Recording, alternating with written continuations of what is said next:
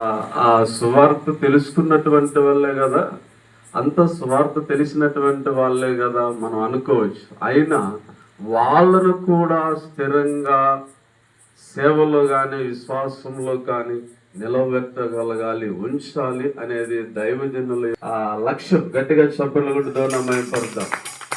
ఎవరైనా పడిపోతుంటే చూస్తూ ఊరుకోలేడు. అది విశ్వాసి కానీ సేవకుడు కానీ ఎంత తొందరగా వెళ్తారంటే అక్కడికి అంత తొందరగా వెళ్తారు. నేను వారితో ఉన్నాను కాబట్టి అనుభవం నాకు తెలుసు. చాలా స్పీడ్గా వెళ్ళి ఆ సేవకుడిని బలపరచాలి, ఆ సంఘాన్ని బలపరచాలి.